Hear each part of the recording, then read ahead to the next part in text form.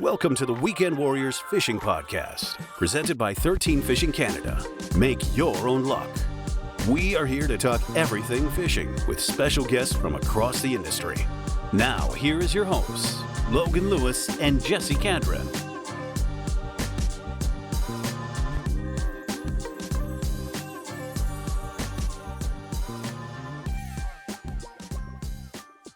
Welcome to episode 90 of the Weekend Warriors Fishing Podcast.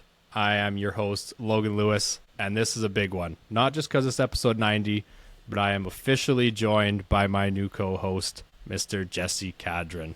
You guys saw him on some of the episodes previous there with the March Madness Classic, kind of dipping his toes in the water here. And for episode 90 and going forward, we are making it official that Jesse Cadron is the co-host of the Weekend Warriors Fishing Podcast. How's it feel?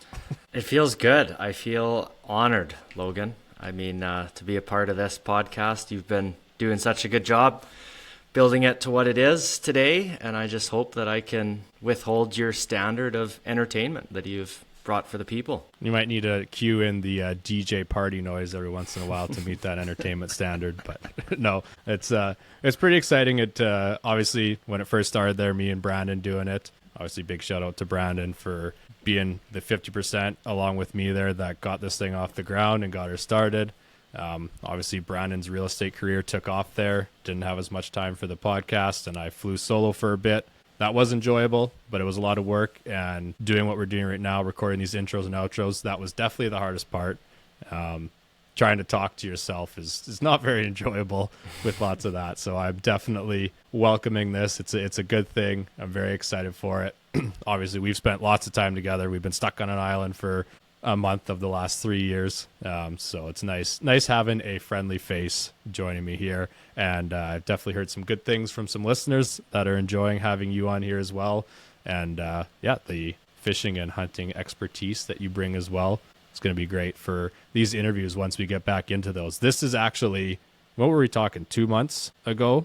We sat down in my studio here and recorded this? Yeah, that was like February 20th or something like that, I want to say. Yeah. So just about 2 months ago. And now we had the March Madness in the middle there. And so this episode's going to be the part 2 of when we sat down here after our Diefenbaker trip. And it really just dives into everything guiding, Jesse being a full-time guide. I guess some people have listened to that, but as we're doing this as the official, you are the co-host of the podcast. You want to just give a quick spark notes of kind of what you do? Just like a quick thing here. They can listen to obviously part 1 as well. I can't remember what episode that is, but just a quick thing here. For sure, yeah.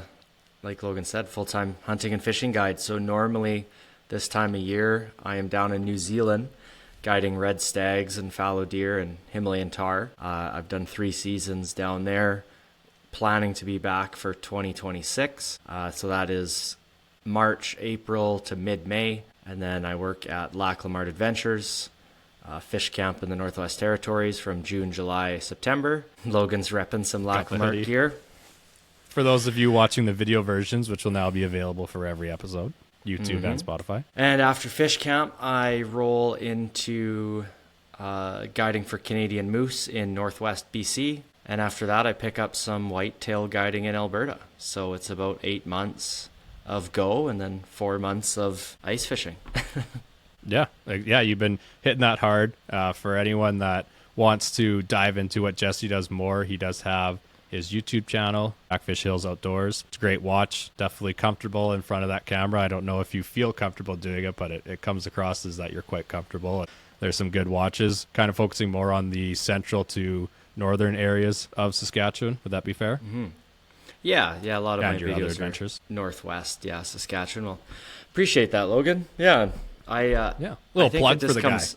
I think it kind of comes naturally. Because even when I'm out by myself, I'm always talking to my head and talking to myself anyway. So I just thought might as well be talking to a camera. Yeah, exactly. Stationed here rather than you can. I mean, I'll still take the Snapchat videos of you explaining that you forgot a spoon and you've been doing tip-up fishing, so you made your own spoon and stuff like that.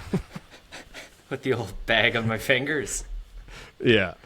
No, so that's kind of the big thing for this episode. It is part 2, diving into how to become a guide, kind of the steps Jesse took, talking about once you are in that guiding role, some things that are important, stuff like that. I got to stop saying stuff like that. Jesse has pointed out, he didn't tell me to stop. He just said that I say it a lot, and now I catch myself saying it. What? I said we need to get T-shirts made that was just like fishing and stuff like that. Okay, so capitalize off it. I'll keep saying it. We'll get the T-shirt. Exactly. We gotta get that merch out. Yeah. Well, I had some ideas and some other stuff like that for the merch and some stickers. Yeah, but yeah, that's what you can see, or I guess listen and see coming ahead here. But we wanted to kind of do an intro here. We're recording this on April Fool's Day. This is not a joke. Jesse is the co-host. This will be coming out the Friday after April Fool's. But yeah, we had our season end here in the Southern Zone for fishing this past weekend. I guess not, it was a Monday actually. And so that's kind of a big thing there. And we haven't really talked since our March Madness update 2 weeks ago when this one comes out. And so I just wanted to say that all the payouts and stuff have been sent, the e-transfers for first through third, those have been sent, and then the prizes that I had to ship out have officially been put into the mail as well. I'm going to double check with the Lexus Lures, see if those have been sent yet, and touch base with Rapala again to see what the status is on those. But everything's in motion for those to get paid out / sent in the mail, so keep an eye out for that. I'll be sending some tracking numbers as well pretty soon here, but that pretty well wraps up the March Madness talk until next year, because we're gonna be doing it again.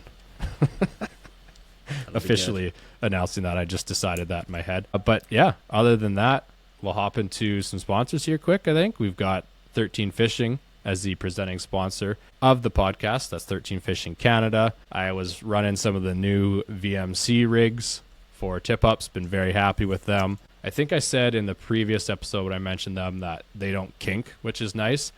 And I did have one, it got pinned, it was the double setup, it got pinned farther back, and when I was unhooking it, it had kinked right by the, where the two lines come out of the, what's the word? Off the crimp. The crimp. Yeah, and all it took was me, I literally just bent it back and it was perfectly straight again. So the nice thing is they don't have that memory like some other ones do. And yeah, just really nice, strong. The line that's on it is quite smooth as well, which I like.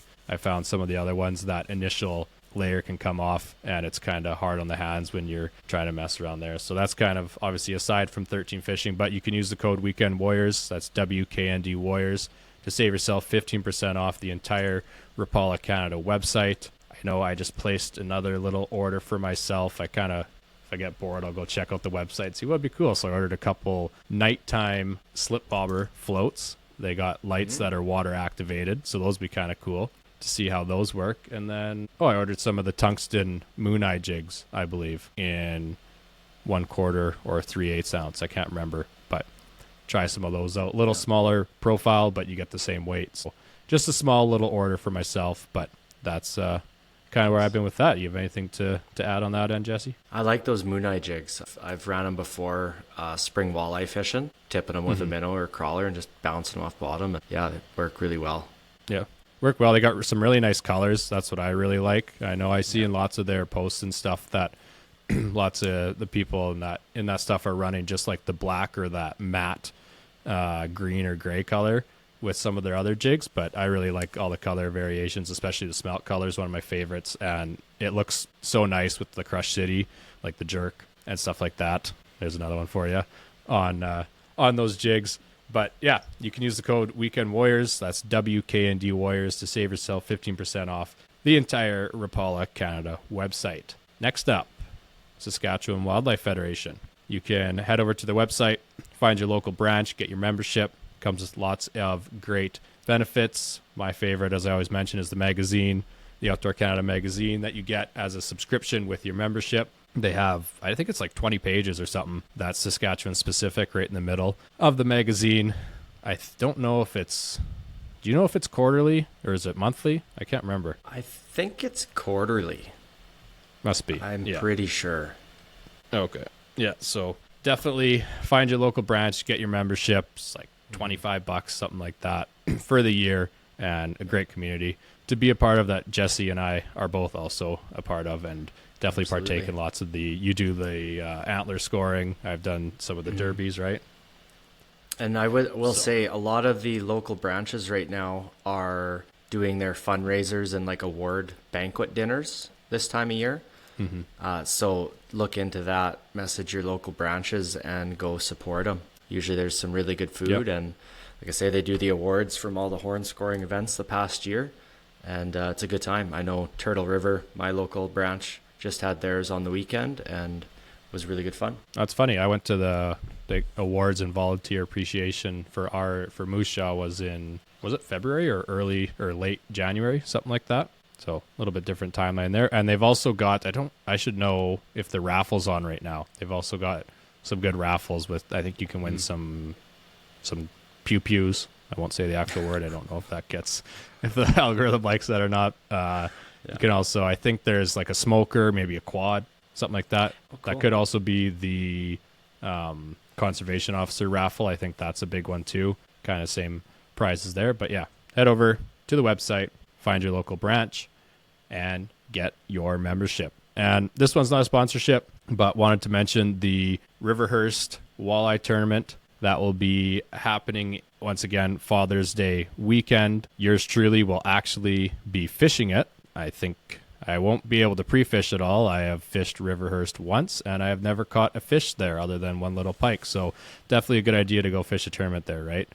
That's what I'll be doing Father's Day weekend with another guy from town here, Mr. Cody McCartney.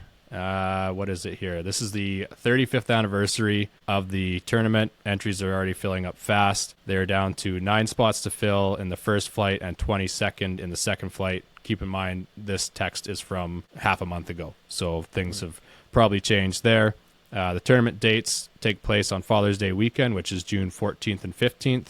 The entry fee is $260 a team, and they have some great meals and stuff like that too, from what I've heard. I think there's somewhat of a parade or something like that with the boats and everything. So it's definitely, in talking to some people, I know Carson Bell, who listens to the podcast there, I think they finished, was it second? Sorry, Carson, I think it was second or third a couple of years ago, and he said it's a fun tournament. Obviously, you've got the guys who are doing lots of tournaments out there, but you've also got kind of family-friendly event as well. And with the $260 entry fee to split between 2 anglers, it's not too bad to go out there and have some fun for 2 days. So I'll be there exploring, learning on the fly. I don't think Cody's fished it too much either, so we're really heading in blind here. Might try and go out and maybe fish it once or twice before the actual tournament starts, but I will not be pre-fishing like the week before. So I don't know how useful that information will be, but at least maybe I'll have a path where I can drive without hitting a sandbar. That's kind of the main thing, because I think we'll be in my boat. So yeah, the one time I was down there, I guess I lied. I've been down there twice. Once like 2 years ago, and the other time was probably over a decade ago, and we hammered a sandbar. We're like 200, 300 yards offshore, and like it didn't stop us, luckily. Like we slowed down. We went back over. It was like a foot deep maybe, and you could see the path we had taken through it. We missed like a 3-foot rock to our left, and we just went from like 30 mile an hour down to like 5, and we're like, what is going on? So yeah, that wasn't fun. I have no idea where it was on the lake either to know to stay away from it. Yeah. Yikes. It all depends on the water levels too, right? That lake fluctuates so much that it can be dangerous that way. So yeah, we'll be playing things safe, make a nice little path, and go from there. But that was kind of a side note there. Just wanted to mention that. Full tournaments are always a lot more fun. So wanted to mention the Riverhurst Walleye Classic for the people that put that one on Father's Day weekend. But I don't know. You got anything else before we let the people listen to part 2 with me and you? That's all I have, Logan. Cool. Well, we'll catch you on the flip side of part 2 with me and Jesse. So part 1 there, obviously, we just recorded that about 5 minutes ago, but you guys would have listened to it a couple weeks ago. But we covered kind of quickly again how we met here with Jesse. I guess I should say that. Sorry, this one, in case people haven't listened to part 1 yet. Mr. Jackfish Hills Outdoors, one of my guiding buddies, one of my friends that I'm lucky enough to get to fish with. We just had a camping trip at Diefenbaker that we talked about in part 1 there. And now it's Sunday night and we're recording before he heads off on another adventure into more of the eastern part of the province here with our buddy Scoobs for a bit, and then to Last Mountain. But talked about some of the Northwest fishing, some trout, some New Zealand trout, and then we kind of called it there for part one because somehow it was already like an hour. Time flies when you're having fun. It does. So this one here, I know there's lots of people that are kind of interested, especially nowadays. It seems like it's not maybe easier, but things seem a lot more attainable in the sense of like you see people guiding like, oh, I might want to do something like that. And then Right. I feel like lots of people kind of will just go and like, I'm going to try this. I'm just going to go do it. So I think people might be interested in kind of how you yourself became a guide, because you talked about how it's hunting, it's fishing. You're a full-time guide now. So I think this episode is going to cover kind of a big part of it's going to cover guiding, how to get into it, suggestions you have, stuff like that. And then we'll just talk a little bit, I think, at the end about the YouTube stuff like that and what the future's got for you. Sounds great. Sounds good. So I would like to preface this. We talked about it in the tent. And if for anyone who has guided, I guess, before we get into it, people are there for a lot of different reasons. I would say the most common reason is, for at least a fishing guide, is you love to fish. And especially the first time you're going up there, you're seeing it as an opportunity to be like, oh, I get to be a fishing guide. I get to fish every day. Right? Which, depending on your lodge, could be the case, could not be the case. Yeah. But that's, I would say, would you agree that's the main reason that someone gets in to be a fishing guide? Well, of course, yeah. Yeah. And I think that you're a good person to talk about the guiding and getting into it, because I noticed with everyone else up there, you're definitely like guiding first, in a sense. Like we were kind of talking about that when we were in the tent last night. Like you definitely, it's like the whole guiding aspect is what's there. You love fishing and everything like that, but you love guiding and helping the people with it. And seeing that excitement. Yeah. Whereas another thing we talked about is that's just someone loves fishing, and guiding is a means to be able to get to be some part of that as a job. Yes. Right. Yeah. The guiding's not a byproduct of what you want to do. I'd say the guiding's the main thing you want to do. I want to do. And then that's how it also flows into, it's not just a fishing guide and not just a hunting guide. You're a guide, and then you fill in whatever that animal or species needs to be for it. Is that fair? Yeah. So I guess like to start that, I'd actually mentioned it in our How to Be a Fishing Guide episode at La Clamart during my intro then. If anyone hasn't listened to that, it's a ton of fun. What are you doing? Yeah, what are you doing? that was peak Weekend Warriors. That was peak, yeah. No. But I had mentioned there that like so La Clamart was my first guiding experience in 2018. And I went up there, I was hired and went up there. I brought zero personal fishing equipment. I went up there and treated it prime example of what I was saying. as a job. Yeah. Like I went in there as this is my job, is to catch or to bring people to catch fish, and every opportunity that I can is for them. Do I put myself on blast right now? Absolutely sure. My first year, I brought up 2 fly rods, I brought up 2 trolling rods, and I think 1 or 2 spinning rods. And I fished twice. Well, not to mention, I people don't realize how busy we are. Yeah, and that So- the Grayling are a day's trip away. Yeah.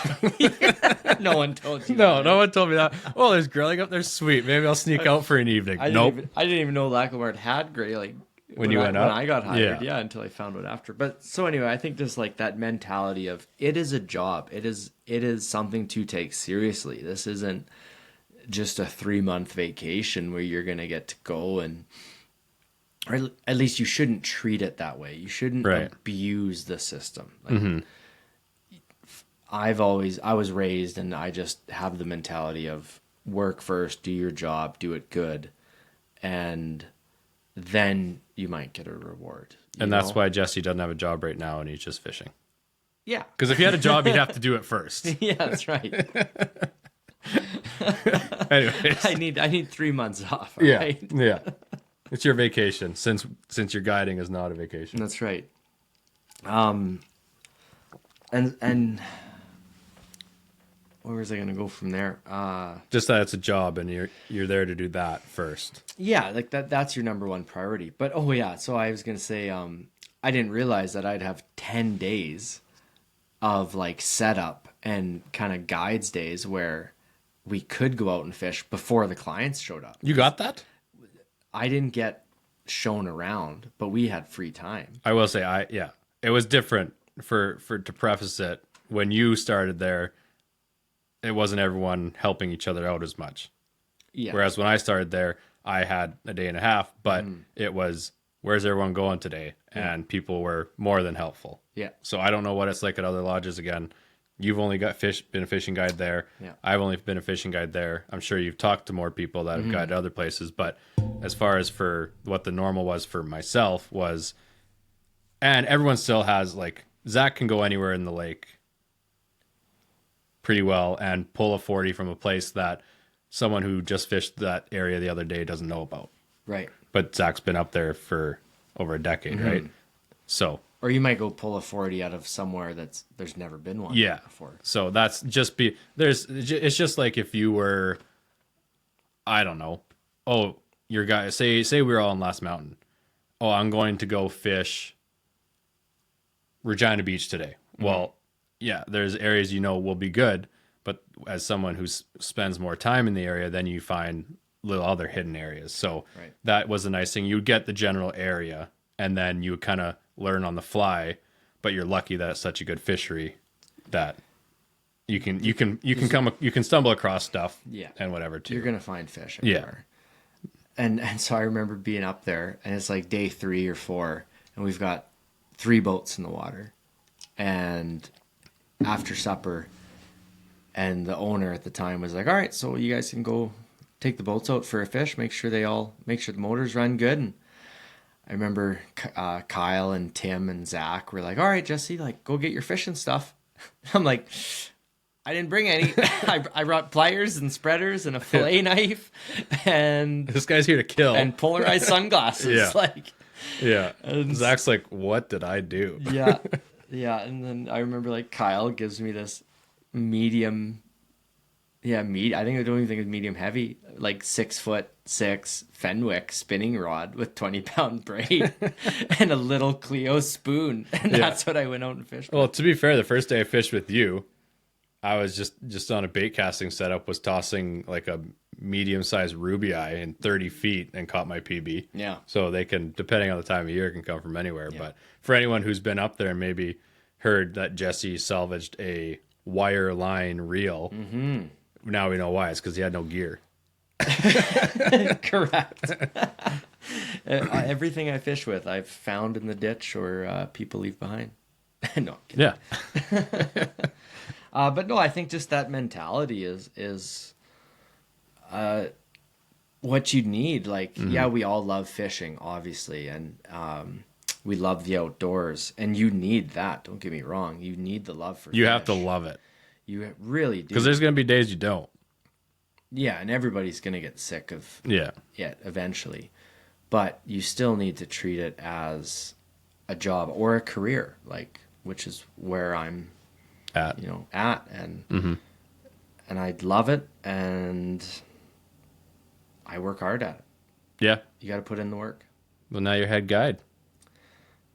It's weird to say that. The big guy. Yeah, no, it is, yeah. But yeah, just put a knife in Zach's back and got rid of his from head guide. He was always more of a manager anyway. Yeah, Zach's more of an office guy. For anyone who knows him, they would probably agree. He's meant to be behind a desk, so. Yeah, he likes that cushion on his butt now. If Zach was an office guy, he'd be like the dad from The Incredibles.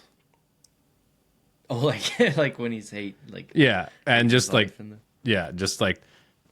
not meant to be behind a desk at all, but he's stuck behind it. Yeah, he doesn't fit in there. Yeah, and as soon as the chance comes to not be behind it, he just could show you why he shouldn't be behind the desk. But yeah, that's kind of a good analogy. Well, it is kind of, right? I never thought of that. Yeah, that's really good. Zach, but as far as Zach's not a big dude by any means, but he's like Tarzan. He acts like a that like too, Tarzan, but built like Tarzan. Yeah. Whereas the guy from The Incredibles is massive. Yeah, massive dude. Takes up a little more cubicle. Yeah. than Zach would. Another nice tangent there. Yeah, we got off on that. Yeah. If you go to the lodge, you'll find Zach in the corner by the guides table there on the laptop doing emails, wishing he was fishing. It's where he belongs. Yeah. But yeah. No, we needed Zach for that too. So For sure. yeah. But yeah, anyways, you're head guide now Yeah. there. I guess we'll circle around to all this, but just so that people know that position, kind of self-explanatory a little bit, but what all comes with it. Well, I don't want to say keeping the peace, but you're the big dog. I'm the big dog. Big dog, woof. No, what all comes with it, you want to make sure that for our instance, let's say Lac La Mar, most lodges, you're on your own. You're isolated. The team you have is all you got. Mm-hmm. And so you want to make sure that every clog in the clock is functioning and moving properly. Yeah. And so I really try to go out of my way or like to make an effort and make sure everyone's happy. If there's an issue, like let me know. How can we fix this? And if there's an inexperienced guide, a new guide, I try to give as much knowledge and as much information that I can so that they are comfortable and going to, give our guests the best experience possible. Mm-hmm. It's really just about working as a team and coordinating that everyone's on the same page, the same level. Yeah. That sort of thing. Keeping morale up. I really try to start every day just happy. With a nip. With a nip. No. Yeah. No, I think, and it kind of works too, just given the nature of the business and turnover and stuff. Sometimes you end up with bench players that are in the starting lineup too. Mm-hmm. And I think that's where you're really good with, okay, this is what we're dealing with. And now, and Zach too. I think lots of that comes from Zach, but this is what we have. Like you said, secluded. It's just your team. It's just what you have. And how are we going to make it work? Yeah. And it usually does work out in one way or another. So I think that's a big thing. But we have a great team in general. Yeah.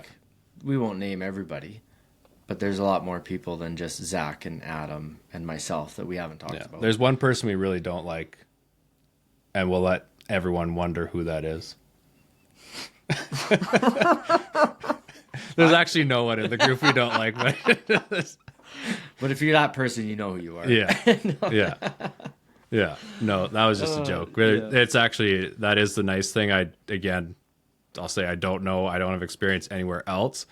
And I think maybe we're younger. And I think that is a thing that's changing, especially online, lots of messaging guys. And I'm not upset to see that someone is out there slaying or catching big fish. It's that's awesome. Congrats, man. Yeah. Stuff like that. And I think that's the same with guiding. I feel like maybe you put a decade above us and it was a lot more individual, a lot more me versus you. Whereas it's all just a team thing, because when it comes down to it, it's all about the people that are literally paying you to be there. Yeah. Right. It's the people that are paying for those trips. It's about them having the best trip they can have. And with that is the teamwork helps a lot. Yeah. And I feel like it's transitioned from a competition between one another to just, there's more people that love the fish now. Yes. Because before fishing was for the meat and for go out, let's get a limit, right? And with that comes the competition. Right. Oh, I caught more than you. I got my limit, you didn't. And now it's really about the love of the fish. Yeah. And that kind of unites us. And I'd say the last, let's say 10 years, that's really stepped up to now. And it just seems to be trending. We all love fish. I mean, everyone listening to this has some connection where they love fishing. Or if they're bored because their significant other's listening to it and making them listen. Yeah, they're riding shotgun right now on a road trip. They're being taken out to some -30 tent. They're already not happy about it, and now they get to listen to two guys talk about fishing on the way to fishing, and they're like, "What have I done? Fishing? Yes, what have I done?" Yeah, no, I think that is a big thing there, but it's this is all kind of going into what to expect. Yeah, we're talking about our personal experiences with it, but like I said from the top, this is more for people who are interested in getting into it. Like when I got into it, I didn't know. I had been guided before. I had, like, with Eve Bizen that I've had on way early in the podcast there, like that's where I was really like, I want to try this out. I want to try being a guide. He was dialed beyond belief, awesome guy, and I was like, that's like, if I'm gonna do this, it's always something I'd seen before, but that was my first prime example about like, that guy is what you would strive for, kind of thing, with a guide. And then yeah, you go to some other places and there's all different levels of guiding, whether it's basically just chaperoning or you're up in a great fishery, big place, secluded, this, that, right? Like it's or you bring people to like a walleye hole and you drop in real fishing for 200 walleye. Or and that's not to diminish either one, either end of the spectrum, but there's so many different ways that someone is a guide in the sense of fishing, guide in the sense of, like, I remember, we're hopefully going to set up something soon here, but lots of listeners know Chance Presti, and I messaged him when I first really figured out I was going up there, and I was like, do you have any suggestions, stuff like that? And he's like, honestly, he's like, some people aren't even up there for the fishing. And he told me that he always asked everyone, like, I don't think he said expectations. I've made that mistake about asking what someone's expectations are. And then it's like, oh, great, we're starting off the week expecting a 50-inch pike. But kind of like, what are you hoping for? Or like, what are you up here for, kind of thing, I guess. And that was a really good thing, because you have some people who are hardcore. It's the fish. It's only the size. It's nothing to do with numbers, just size. You get some people, they want to just come get numbers, and size is awesome. No one's going to say no to size. Or you get, like, had some people, and they're probably listening now, like, had never caught a pike, right? Yeah. And so you can really figure out how you're going to do that week. So just I think that's one of the biggest things is kind of figuring that out. But well, and let's be honest, in your first year, you're virgin year guiding. Yeah. You're scared every day on the water because you're so nervous and you just want to catch fish. Oh, my first year, could hardly eat breakfast every day, and I love breakfast. It's not really an issue for me. And then the day would go good, or it'd be like pretty well every day went well, and then you get back, and then like you can easily eat supper, everything like that. But obviously, anxiety with the morning. Yeah. Like trying to eat breakfast was like, oh my god, I'm going out, I gotta perform was the biggest thing, and that's just fishing. Sometimes you won't, and you're never gonna know as much as a third year or a second year or the fifth year. Like, you just kind of got to go out and do what you can and keep your guys happy. And as long as you're putting that effort in, you're going to do just fine. Yeah. By my second year, every day, like, I was just smiling, ready to go out there. Yeah. It was like, I'm going to go crush today. Even if there'd be times where you come back to the dock, you're like, that was too bad. Like, it just didn't work out, whether they didn't like connect with some fish, or it was just a grind of a day, whether it's weather or fishing wise. But like to start every day was like waking up, like, it's going to be a good day, crush it, kind of thing. You weren't as worried about it, especially when you can be like, like, this isn't my first year, right? Like, you can be like, I've been up here and whatever, stuff like that. And mind you, again, like mentioned, part one, it's only a month of the season that I'm up there, but it is crazy how much changes with that too, with the confidence. Right. Yeah, it's huge. And I won't lie, I don't know where this tangent started with that, but back to, all right, so I'll loop it back to getting people into the guiding, right? Like, that's how we started. Yes. Oh, yes, yeah. Anybody can do it. Anybody can make a fishing or hunting guide a career. If you have that passion and you wake up every morning and all you can think about is fishing or hunting, well, you could probably be a hunting or fishing guide, you know? Yeah. And don't worry about your past experience, what you have going into it. And then also don't be cocky with what you've came from, because every scenario is different. Every lake is different. Every, I just put the tangent back together, I think. How so?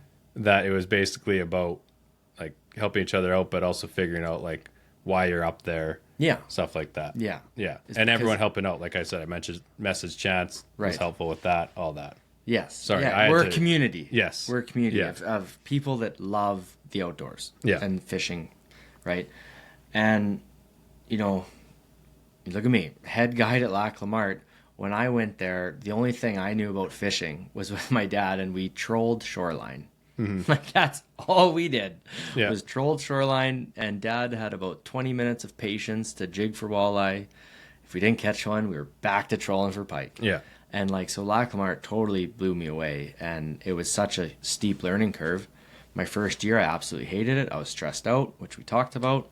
But second year, got some confidence. Third year, and it was just up from there, and made it enjoyable. So don't be discouraged. Like, don't ever feel like you can't do it because you don't have experience, or you haven't done this, or you haven't caught a 40-inch pike, or you don't have any master anglers. It doesn't matter. Yeah. As long as you can go out there and show your clients or fishermen a good time, and, you know, not hit a rock or, Yeah, those come around. you know, Shoals. just have fun. And Yeah. if you have that passion for it, you're going to do just fine. And you show up with the attitude to work. It's Yeah. not a vacation. Oh, we're back here. Not a vacation at all. You work every day. Yes. It's big. Yeah, it's 13-hour days. Yeah. Like I remember my old job that I would leave to come do this, whatever, take a leave from. And they're like, oh, have a good vacation. I'm like, I'm going to work 30 days in a row. Yeah. Like it's not necessarily that. Like, and it like I don't do, again, I preface this, I don't do a whole season. You do a whole season where, yeah, you get what, like a 2-week, week and a half break in the middle? Yeah, 14 days. Yeah. But then it's literally, it's every day. And there's, for the most part, my time up there, we never had an extra. Right? No. Unless, Yeah. like, except for when Zach As went far in as, more of a like- management role, then he could maybe pop out if he had to. You're saying as like a rotation, like to get a week off. A rotation or just like I'll say it, in my previous job, government job, to have someone come 30 days in a row, even when they had the weekends off, for some people is pretty rare, right? Like Yeah. there's you battle through stuff. Like it's actually crazy. And I kind of try and use this mindset with lots of stuff, but like if you actually just battle through, like when you can easily just be like, oh, I'm not coming in, Right. then it's a lot. Like you could be stuck at home for days. Yeah. But as soon as it's like, I got to go do this, it's amazing what you can actually do, which you have to have with lots of the mindset and guiding, whether it's guests that aren't as enjoyable to be around, stuff like that. It's just, you got to put your head down and do it with a smile, stuff like that. Yeah. Obviously, whether it's back in the bin talking about your day, then lots of that stuff comes out. But for the time, right, you just put your head down and you go. I know, like, there's a couple times where, again, talk about Adam Gamble. He's dying. Like, he can't breathe out of his nose. His eyes are watering. I don't know if it was allergies or what it was, but like, and he goes out there, his head's pounding, and he still goes out there. Yeah. Fishes the full day. Like, you just got to go and do it. Yeah. So you got to have that mentality. You got to want to work. Everything like that, I think, is the biggest thing, and people appreciate that. I don't know, again, other lodges, maybe there is a rotation where you sit out one in every 4, 5, 6. I don't know, right? Yeah. I don't know how that That would works. be nice, but Yeah, and it does change, like later on in the season. oh, for sure. Yeah. I know from the group Snapchat that I'm like, is there even clients there anymore? Right. Yeah, because there was only like 3 boats on the water. Well, when the fires were going on and stuff too, right? Yeah. And 7 guides, and yeah. So, but then there's always something to do. But I was kind of to go back a little bit.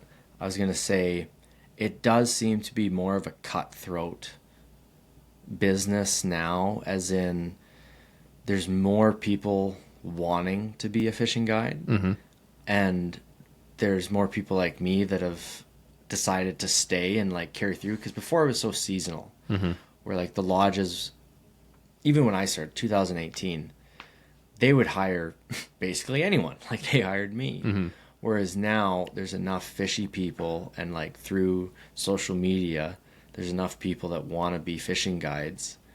And so now there's more options. Yeah. And you kind of have to get up every day and do your job, because if you don't, there's going to be someone to replace next you. year that they might want to try out instead. There's going to be there might be a better option. So you really need to show up and put in 100%.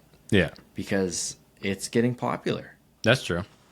That's in true. my opinion. And again, this is going back to the term guide is such a wide scale. Like, guide, are you at a lodge? Are you your own guide? Are you, right? Like, there's so many different forms of a fishing guide or a hunting guide. Mm-hmm. But it all depends there. Like, different environments, different areas, yeah. But yeah, that is a big thing once you get in somewhere, it's a pretty loyal place. You scratch their back, they scratch yours. Yeah, and like if you're bringing it and whatever, like, yeah, you're getting the text next year, the call next year to, hey, what dates work for you, or are you coming back, kind of thing. Yeah.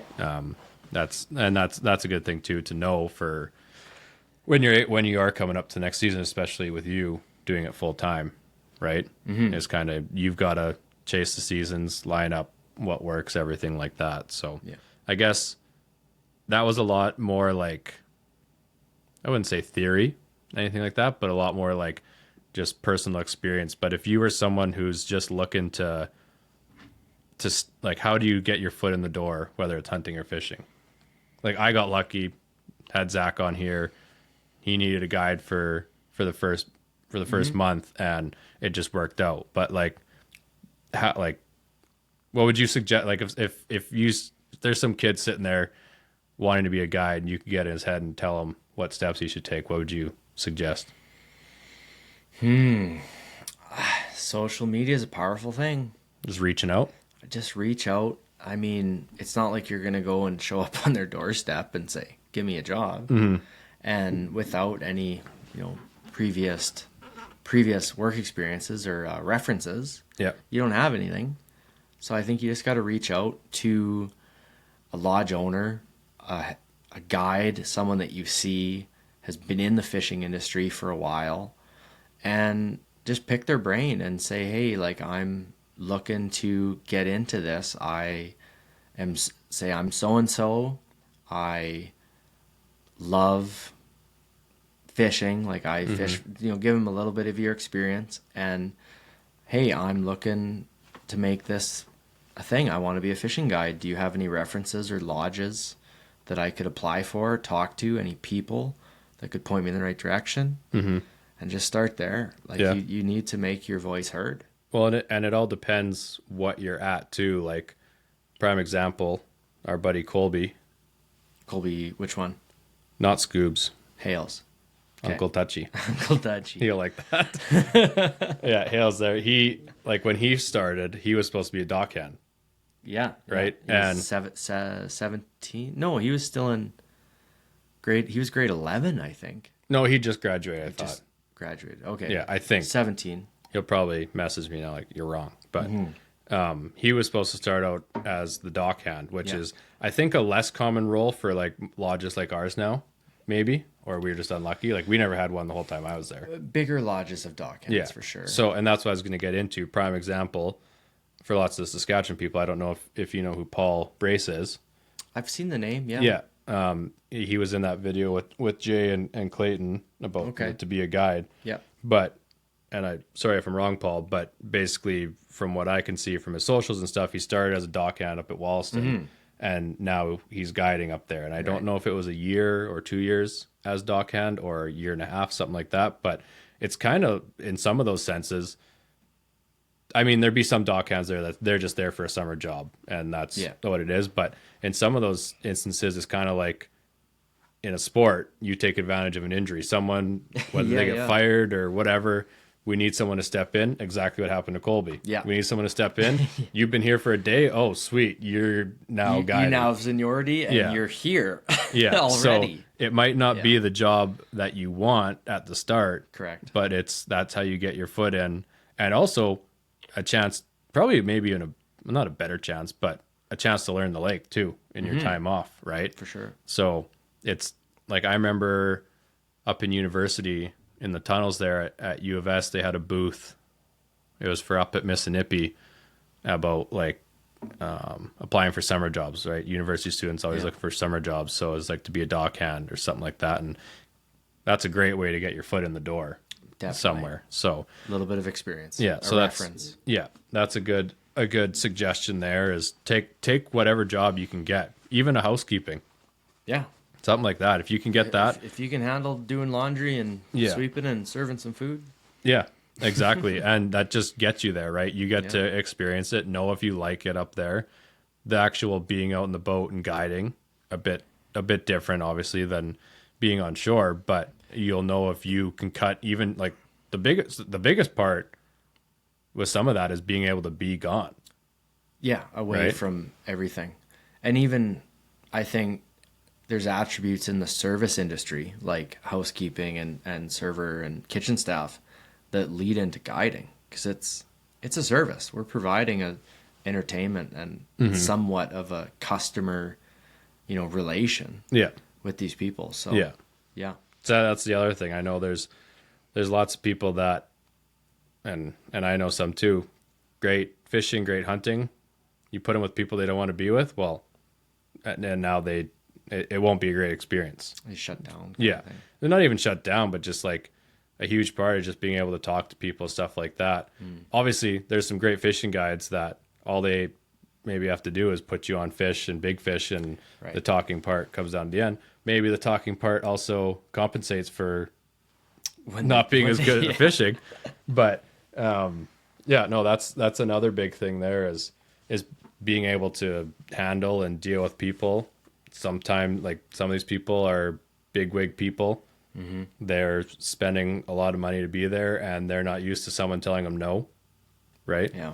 That's a common thing. Or not common, but it's something that can happen. And you're the guide. It's your boat. You're the one. It's your job to put them on these fish. People are always going to have suggestions, especially when things are slower, right? Yeah. But oh yeah. Yeah. We're fishermen. We've got lots of ideas. yeah, when they've got know? time to sit there and think about it too, right? And Yeah. you can totally see their side of it. If you paid X amount of dollars to go fish somewhere, you want to be on it, right? And can sometimes forget that it's fishing at the same time. Like, that's the thing. It could, again, be different in different places, but for us up at Lac La Martre there, we want to catch that big fish just as much as you do. Absolutely. So as a client. So, Yeah. and maybe it's different other places where it's like, I'm just getting through the day kind of thing. Right. But for myself, and I know you too, I want you to catch that 50-inch pike just as much. Oh, if not more. Yeah. Yes. More probably. Yeah. Like being the one to catch it, honestly, to me at that point would be like, whatever. I don't care who caught it. It's just, you want to be in that boat that got the 50, right? You want to see it. I want to touch it. I want to hold it. Yeah. And I guess that we've talked more on the fishing side, but Yeah. like, you've kind of popped into some newer hunting roles Right. as a guide. So kind of someone who might also want to be getting into that, what would you suggest there? I don't have much to add to that part. Well, I've described myself as a fisherman who hunts. So hunting has always been like on secondary, but yet I love whitetail hunting. And if you're from Saskatchewan and you want to hunt a whitetail with a rifle, you only get 14 days, or November 1st. Basically, you're lucky to get 2 Or weekends. it seems like. 15th to December 2nd. Right? So 17 days. So I was very selfish with that, and I wanted to hunt for my own. But now, I guess, going back to just, I knew I was good at the guiding thing. I knew I was feeling confident, knowing that I could be a good hunting and fishing, or a fishing guide. And I thought, let's try the hunting thing. And this opportunity popped up to be a moose guide in BC via Zach Brown. He recommended me. Common denominator here. Yeah. He's a good guy, that guy. Sometimes. All the time. All the time. Yeah. And he linked me The up. best. He linked me up through Big Time Hunts. And that, I gotta say, that might have been the most fun I've ever had. Big Time Hunts sweater. Yeah, Big Time Hunts sweater on right now. Scott McKenzie, miss you. If you're listening. I'll send him the link. It was the most fun I think I've ever had guiding. And that was Moose up in the middle of nowhere. Northwestern BC. We were like 30 miles from the Alaska border, 50 miles from the Yukon border. So we're right up there. And it was amazing. But it was everything I loved. We were staying in outpost camps. You know, we'd get float planed in. So those canvas tents, are they like just old? Bit of both. Some of them were. I stayed in a 12 by 14 log cabin for 7 nights with my hunter with a wood stove. 12 by 14? Yeah. My ice fishing shack is 12 by 10. Yeah. And it rained for 54 hours straight. That's good, right? Oh, it was fantastic. It's good for everything. It was fantastic. So you just stay in that shack the whole time? Oh, no, we took the boat out and went moose hunting. Dedicated. So what else are you going to do? Stay in the shack. Stay warm, stay dry. Split wood? No. We got to kill a moose, man. But I love that stuff, and it was fantastic. What'd you ask me here? How do you get into hunting? Yeah, as far like we kind of talked about fishing a little bit, Yeah. how to get into that, but with the hunting. Well, it's who you know, and I think just that passion again, it comes into it. You gotta want to be. Yeah. You mentioned social media. Yeah. Social media can be a blessing and a curse, but I think it's kind of all about how you present yourself on it too. Like, and I guess the reason you started, like for me, started posting just so that I wasn't flooding my personal life page with fishing stuff, and I wanted a place for just my fishing stuff. Well, now that's led to the podcast. It's led to the guiding, and say I didn't have any of that. Obviously, neither the podcast nor the guiding would have happened. Right. But also, I didn't make it for that purpose, I guess. So lucky in that sense. But also with that stuff and what you're posting, I guess it's something to be mindful of too. Is that people are watching? Like you never like. I'm sure if I hadn't posted lots of the stuff that I had caught, or like I'm sure Zach checked that out before, right? And kind of had seen some of the stuff like, okay, this guy goes and does it himself, like it could work with guiding and stuff like that, right? Like, and I'm not saying you have to have a social media either. I'm sure if you were to put 100 guys in front of you, I'm sure the top 10 probably maybe don't even have social media, Yeah. most likely, or don't do much. But then it goes like word of mouth. Yes. You know, because everybody knows somebody. Like the hunting and fishing community is big, but it's really not that big. Everybody knows somebody. And so how you present yourself, or how you I'd say there's are like tiers portrayed. to it, if that makes sense, right? Like there's a social media community as far as the hunting and fishing, or just community as a whole. Then you've got the group that's on social media, and then you've got the group of like maybe ones that take it a bit more serious, or trips with certain people, and it just like it's almost like a pyramid that you always kind of like could connect one way or another, right? So depending whether it's like maybe it's a bio job or something like that too, right? It's just it's all connected in one way or another, but there is like not tiers of importance, but there's different tiers to the whole thing, and with that you kind of get connected to people. Yeah, to the right people, you hope. Yeah, like once you start guiding, the number of guides and stuff now that I talk to, or we follow each other, stuff like that, just because we're guides, things like that, right? Or I mean, it could be for a certain species of fish, Right. or whatever, or a geographic location, right? It's all over the place with that. It is, yeah. But anyways, for hunting, Oh, it's the same idea. it is, I guess. Yeah, It is. yeah. It And I just really- don't know it as much really about is.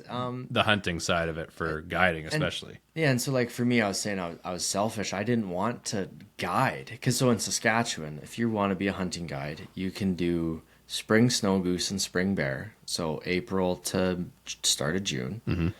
After that, you're dry, so you can go be a fishing guide till September, and then you can pick back up on your migratory birds. So it's scoobs. Exactly, as scoobs. Migratory birds till whitetail season rolls around, which if you're in the provincial forest is, well, you can do muzzleloader October October 15th, I think, guided muzzleloader opens. Then November 1st to December 7th is guided whitetail rifle. And so you can, if you're in Saskatchewan, you can work from probably April 15th till December 7th comfortably doing the full array of a hunting and fishing guide. And then when you get into things enough, then you're being sent to trade shows and stuff like that. Yeah. The other times. If you get in with your outfitter well, and they're going to Nashville to SCI or the Dallas Safari Club or any little niche shows. Yeah, because that's a huge part. That's where lots of sales are made and it's everything. your marketing, Yeah. It's keeping that presence. So then it really is. So there's another good way to meet people if you're wanting to do something too, maybe. True. Going to those shows. True, yeah. Keep an eye on where the big sport and leisure shows are. You know, if you want to get into the hunting, Safari Club International (SCI), that show is phenomenal. And just go to the booths, go talk to people, and get their info. Same with there's fishing guides there too, or fish camps there. Sorry, and then like as far as Lac La Marque goes, you know, they're going to Chicago to the All Canada show. Are they in Illinois right now? Yes. Yeah. Yeah, and then there's all sorts of shows, so you could follow that too, and that's this time of year in January, February, time of year. But anything else really? I mean, you just got to do it. You got to want to do it. It's taking the leap. I think all of us had some form of a leap. When Zach reached out to me, it was like, there's no way I could take off the time to do that. And then all of a sudden, a couple weeks go by and I'm taking a month leave from work and I'm going up to the territories, and I grew up fishing Buffalo Pound, which is 15 feet deep with perch, pike, and walleye. Yeah. And now you're in the big leagues. Well, yeah, in a sense, like I'd fished a little bit of lake trout like I talked about in part 1, but like it's not the same, but you can learn. And if you're fishy, I don't know what the term would be for hunting. Ooh, hairy. yeah, I don't know. I don't think there is a term. Right? Yeah, if you're kind of fishy person or whatever, then you can be taught lots of stuff and you can learn on the fly. And I'll fully admit, like, I'm not nearly as fishy as the majority of people that are out there as far as like I think there might be a little ADHD in there that doesn't help it. As far as like picking up on things when you're out trolling or something like that. And like I was trolling last year when I was up here, I was trolling this and the water temperature was this, and like, you know, things like that, like getting into some specifics. Overthinking it too much. Is that what you're saying? No, that doesn't even cross my mind. Okay. Do you think that might be an issue or no? Yeah, I'm thinking it's an issue that I don't like maybe notice or remember like some of those kind of things, right? Yeah, like it's more like still fishy enough, I guess, obviously, but like I'm not like totally into every minute detail. Man, you can't be. There's so many different scenarios and so many different days and how it plays out where... What's up? Let's interrupt. Sure. Sure. Do you guys need something? Not yet. I have leftover Chinese for food. Not. Oh. There's noodles, chicken balls, and ribs. We kind of forgot about supper. Yeah. Yeah, the diet you're having looks like it's gonna hurt your tummy tomorrow.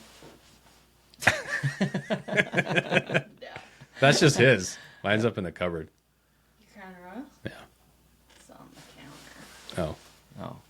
We drank all that today. That was new. I bought that in Elbow. No, that's Logan's Christmas one. No, that's mine. No. Do you see my story? Of the Nerf. Yeah. Yeah, he sneaks up on you. Yeah, and I almost like walked on him too, because I was like checking out the pockets on the table. I was like, is this a snooker table? The pocket's really narrow in my head. And then he just pops like, yeah. Yeah, Anyway. he gets you often with that thing. I had to go into the closet and pump it up so that he wouldn't hear me pumping it up. Oh, I would have had no idea what it You was. wouldn't have been questioning that. I feel like you would have came out and be like, what is that? No. No? Okay. I wouldn't even been thinking of that. Maybe I'm a fishy person. I think of these things. Well, I don't live in a Nerf household. We don't really either. There's just one that came over in the moving. Feel I'm gonna go to bed. Okay. Have a good sleep. And enjoy your recording. Thank you. Yeah, we're almost wrapping up this one, I think. It's 9:30 already. Hold on. Yeah. What time are you planning to leave tomorrow? Or are you? I'll be leaving tomorrow. Yes. Yeah. No set time. I'll just kind of get up whenever y'all get up, and then Well, I have to get up at like 5. You're not getting up when not she gets you, up. when he gets up, Yeah. and I'll just kind of pack up my things and Sounds good. Well, safe travels. go. Thank you. Well, it's snowing right now, so I'm hoping the highways are going to be okay, but I'm not sure they will be. You get there. Just be safe. Thanks for the hospitality. Oh, no problem. Have a good sleep. Enjoy the bed. I will. Yeah, you're gonna have one pillow missing. Right, your stinky pillow from Yeah. tent. Yeah. Okay, good night. Good night. Oh, I need to switch the laundry. Logan, when I put this other load in, can you just make sure it's dry when it's done? We'll try and remember. I'll make sure to tell him Set an about alarm. laundry. Is that gonna affect your recording and the noise? Can you shut that door when you're done? Hello? Should come out. You have big thumbnails.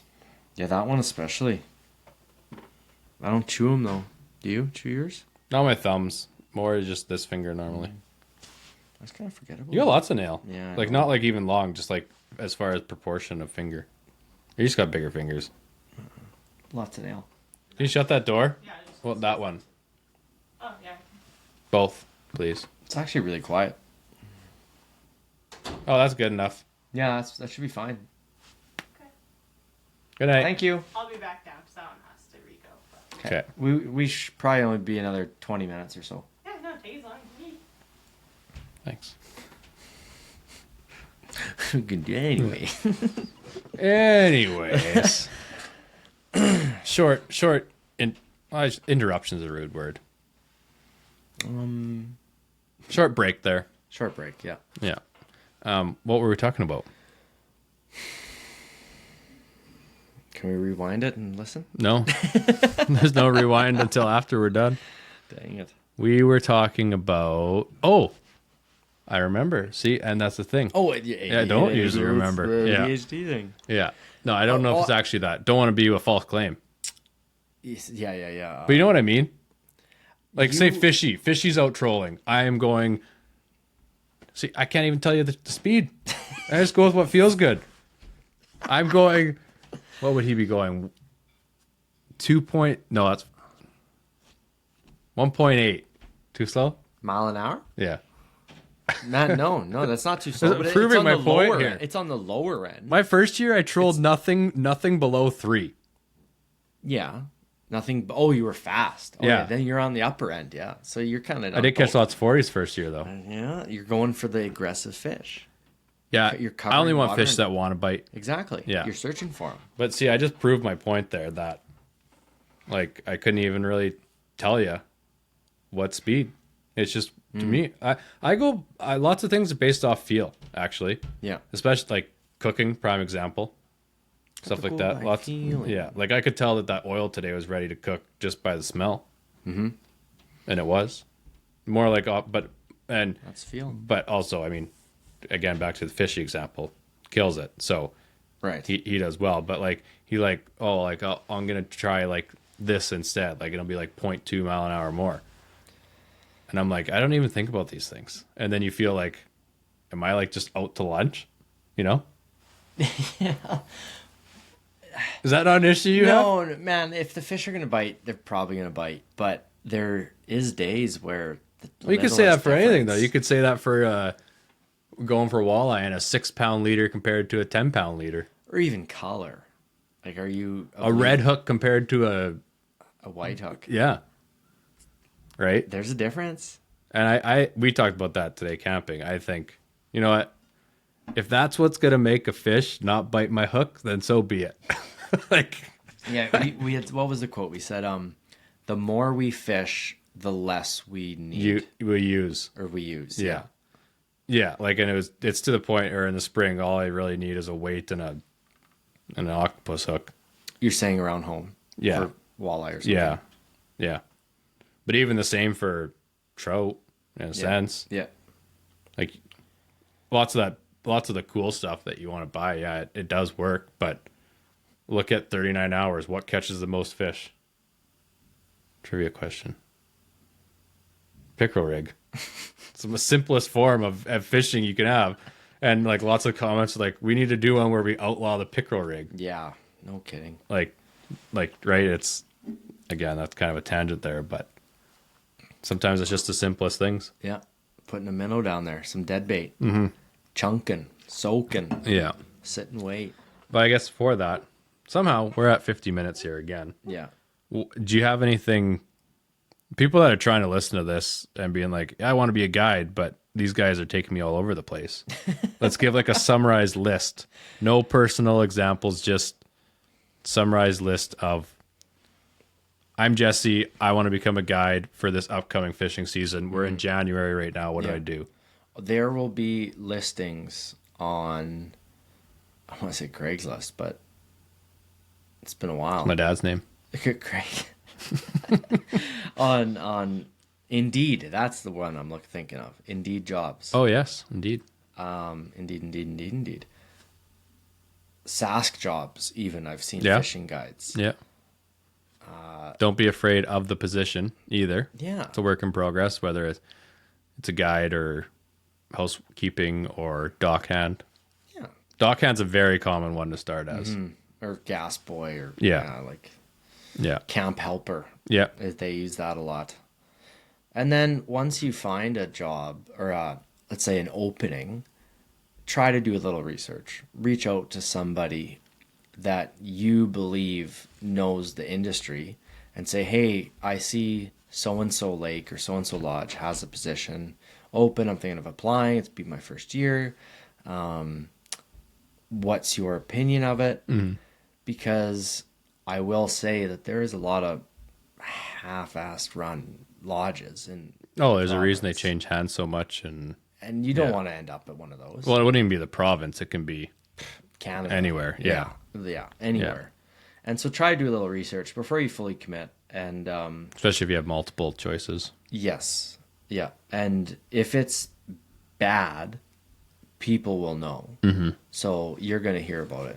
And if people are nice, like Logan and I, Yeah. will tell you, you know what, man, you could, but try to find another option because, that. But yeah, you're applying for a job. Yeah. Yeah. I think that's the biggest thing is it's a job first, like you said. And could be a career. Yep.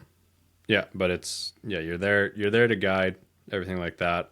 All the other stuff that you enjoy about the reason you really started looking, they're still there. Like I only fished a couple times my first year, but did I love it when I was doing it? Yeah. Like it was awesome. And then, you get some more chances, especially like if you're in a place that has a rotation, well, then you really got the chance to go out and do that stuff. But I mean, you watch any of the people on socials that as a guide, like it's, for the most part, you're going, like it's not a job for people that want to really not do stuff. Oh yeah, you gotta be not high energy, but you gotta be ready to go in. Like You gotta be consistent, big, and I'll use my moose camp as example. I just said 20 minutes ago that it was the most fun I've ever had guiding. I was up at 6 in the morning, 5:30 in the morning, cooking breakfast, or getting a fire going first, then cooking breakfast, packing up the boat, or preparing your backpack for a walk, and you'd have to pack a lunch, head out. Maybe you'd get a little afternoon nap in from like 11:30 to 1:30, maybe, depending on the day. And then you would continue hunting until about 7. You'd get back to camp, start a fire, split some wood, get supper going. By the time you got supper done, and then your dishes cleaned up for the day without running water, you'd have to go get water, boil it, scrub your dishes, put them away. Then you're looking at 9 o'clock, 9:30.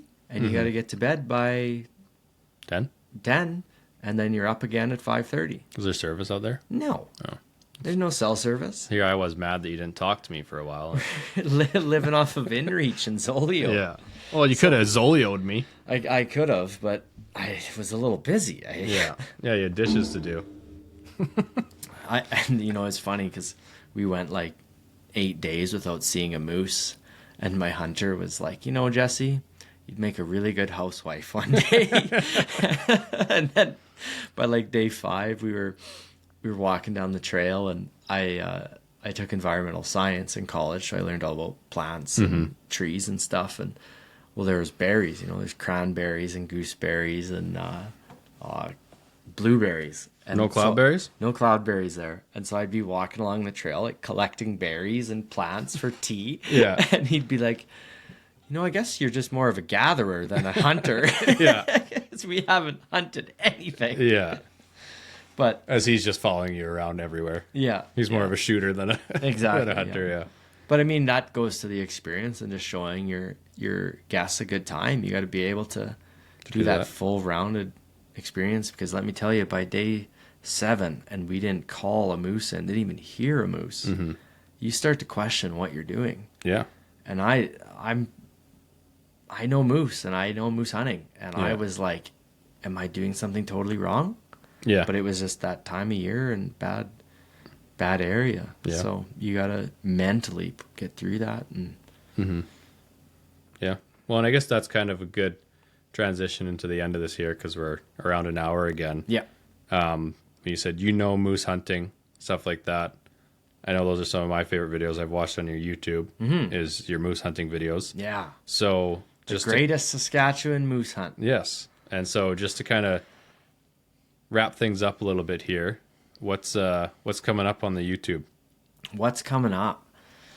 So I spent the 2024 season at Lac La Marte filming basically every day, almost every day, with a GoPro on my head or on a net or on the boat. And I have roughly 11, 12 hours of footage. I think about 12 hours of footage to sort through for that. I just recently posted a sight fishing for pike video that I quickly just kind of slapped together. And I'm very happy with it. We'll probably watch it after we record this. Yeah. I just posted it here 2 days ago. So what's coming up is a bunch of footage from that, some really good lake trout fishing, and then just all around like a guide's perspective.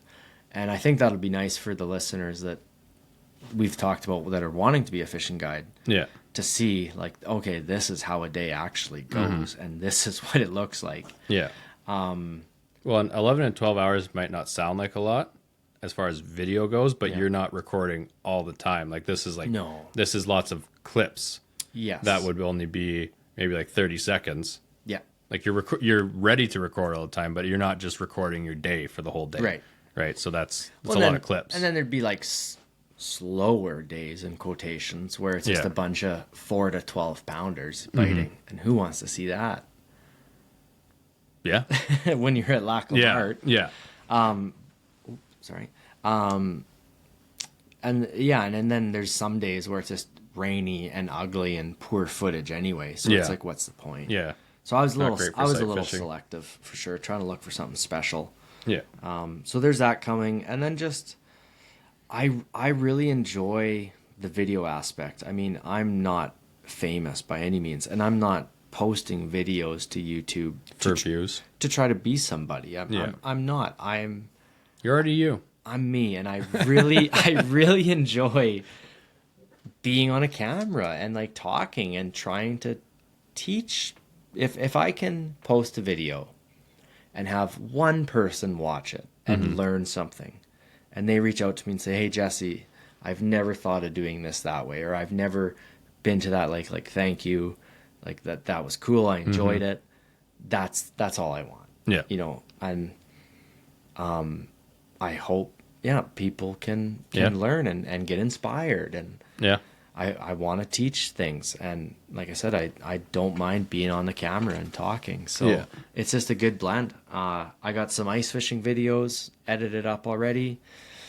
They'll be coming out probably weekly, and then if I do not do New Zealand this year in March, because I guess we didn't really talk about that, there's a chance I may not be going to New Zealand this year. just because we've had some cancellations in the hunting down there. So for the first time in 3 years, I'll be able to spend March and April and May around home in Saskatchewan. I'm going to fish the Weekend Warriors March Madness Classic. With 2025. Cannot wait. Yeah. And I'm going to do a lot of fishing, and I'm going to do a lot of filming, and I'm super excited. I got some big ideas. I'd like to do some more Northwest Saskatchewan trips. Yeah. Some more less known lakes that people don't really talk about that are still easily accessible for the public. And yeah, it should be a lot of fun. A little bit of an adventure series. Exactly. Cool. Well, I think we basically did 2 hours tonight. Yeah. So we should probably go have supper. We should probably eat something. Because it's 10 o'clock at night. Yeah, and it's a school night for you. Yeah, I got to work tomorrow. It's a Sunday night. Yeah, no, well, I appreciate you staying here, coming for the weekend, recording an episode. Thanks for having me, man. Yeah, that was a lot of fun. I like it in person. This is nice. Yeah. This is how I would want to do it, Yeah, for sure. It's not always feasible, but yeah, when you can pull it off in person, it's better. And thank you for the hospitality. Your service is top tier. Nerf Michelin- services. Michelin star chef on the Burbot, by the way. Yes, You I must say it was pretty good. Michelin star quality. It comes with the odd Nerf fight, though, when you're not prepared. So I guess to wrap it up, again, people can shoot you a message, Jackfish Hills Outdoors. Yeah, Jackfish Hills Outdoors. Jackfish is one word. Hills Outdoors. Feel free to message me, ask any questions you want about Northwest Saskatchewan, New Zealand, fishing, hunting. I'm all ears. I love helping out like-minded people. And I love hearing from you guys. So, Sweet. and yeah, keep listening to the Weekend Warriors Fishing Podcast. Oh, thank you. Best one in Canada. Whoa. Best is subjective. No, I appreciate that. I hope you guys enjoyed this one. And around this time, we should be into the March Madness tournament almost. So good luck to everyone that's going to be fishing that against Jesse. Because he's an absolute stick. Hey, we won't talk about that. But good luck to Everyone fishing it? good luck to it, and it's been fun, Logan. Thank There we you. go. There you have it. Part 2 with Jesse and myself. Exciting times happening here with Jesse coming on as the co-host of the Weekend Warriors Fishing Podcast. You'll get to hear a lot more from him. We've got a interview lined up here to get back to our regularly scheduled program with guests and people who have a lot more knowledge than just Jesse and myself coming on here. But I hope you guys enjoyed part 2 there. That was a fun one for us just after getting back from Diefenbaker, spending the night out on the ice. But as always, cap things out here.